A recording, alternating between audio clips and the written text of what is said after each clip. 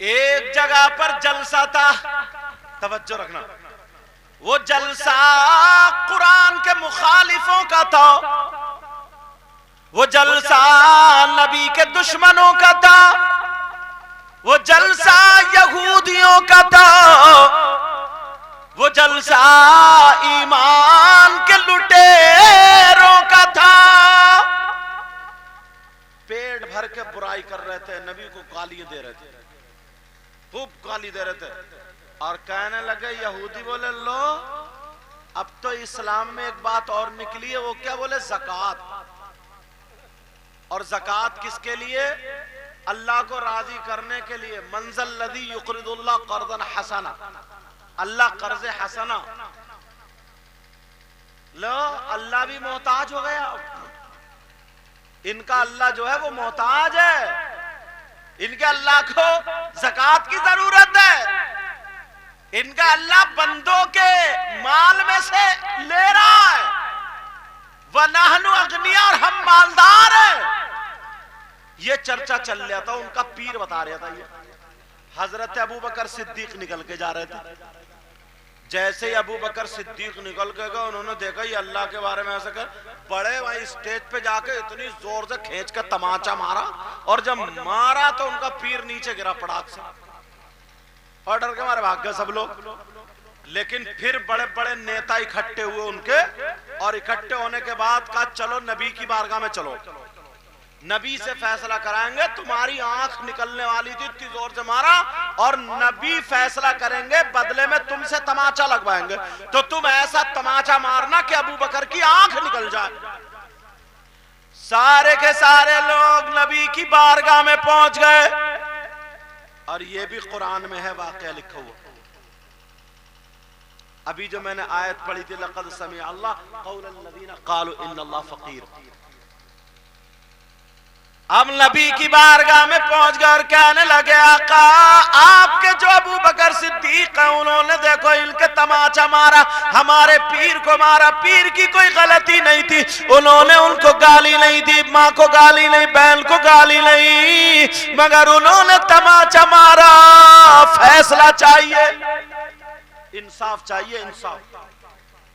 تو نبی بولے ابو بکر نے مارا؟ کہا جی۔ نبی بولے یہ کام تو میرا عمر کرتا ہے،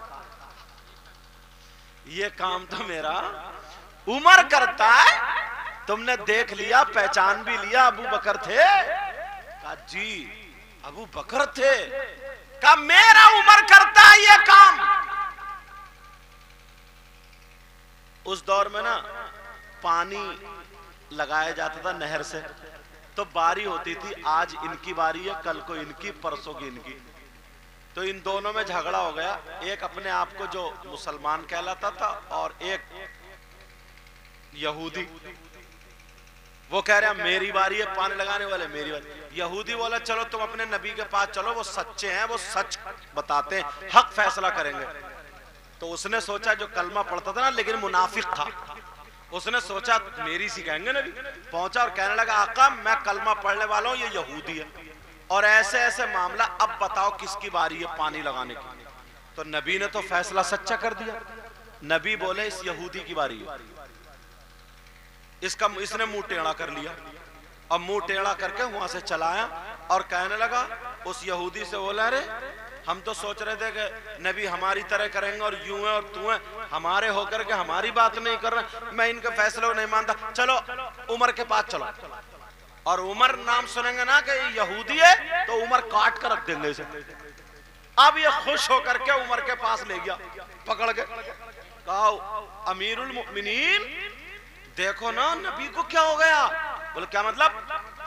کہا میں کلمہ پڑھتا ہوں اور میں نے فیصلہ کرایا تو یہ یہودی ہے، اس کے حق میں کر دیا، مگر امیر المؤمنین میری نظر میں بھی ایک فیصلہ کرنے والا تھا، وہ آپ، میں نے نبی کا فیصلہ نہیں مانا اور میں آپ کے پاس لے کر کے، اب بتاؤ آپ کی چلے گی۔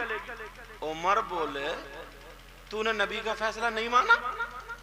کہا جی نہیں مانا۔ میرے پاس آیا؟ کہا جی۔ بولے ابھی کرتا ہوں۔ عمر بولے ٹھہر جا۔ حضرت عمر اندر گئے، تلوار نکال کے لائے، اور نکالنے کے بعد بولے سن جو نبی کی بات نہ مانے عمر کا فیصلہ ہے اس کو زمین پہ رہنے کا حق نہیں، اور کاٹ کے رکھ دیا۔ اب جب کاٹا تو سب میں بات پھیل گئی کہ عمر نے کلمہ پڑھنے والوں کو مار دیا مار دیا مار دیا۔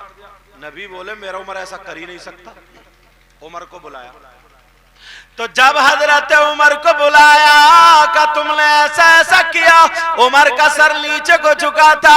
اللہ نے حضرت جبریل کو قرآن کی آیت لے کر کے بھیج دیا، فَلَا وَرَبِّكَ لَا يُؤْمِنُونَ حَتَّى يُحَكِّمُوكَ۔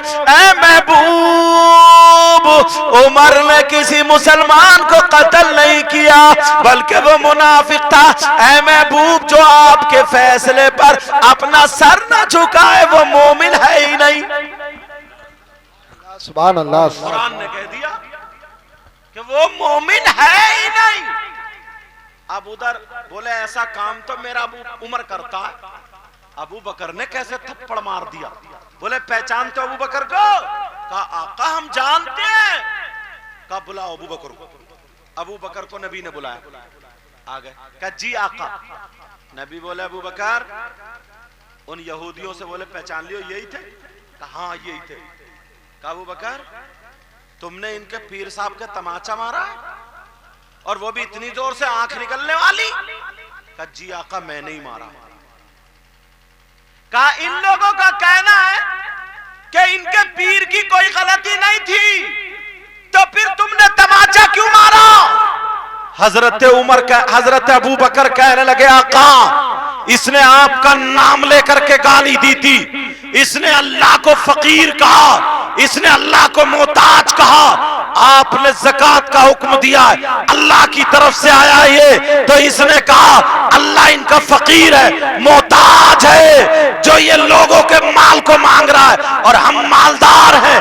آقا مجھے جلال آ گیا، غصہ آ گیا، میں مر سکتا ہوں مگر اللہ اور رسول کی توہین نہیں سن سکتا ہوں۔ آقا اس لیے میں نے تماچا مارا اور یہ گر گیا۔ تو پھر کہا یہ غلطی اس کی ہے۔ وہ لوگ جتنے یہودی تھے کہنے لگے آقا ایسا نہیں ہے، ہم نے اللہ کو گالی نہیں دی ہے، ہم نے آپ کو گالی نہیں دی ہے، ہم نے محتاج نہیں کہا ہے۔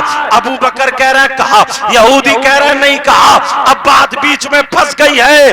میرے نبی نے فرمایا ابو بکر اگر تمہاری بات سچی ہے تو تم اپنا گواہ پیش کرو، اپنا گواہ حاضر کرو۔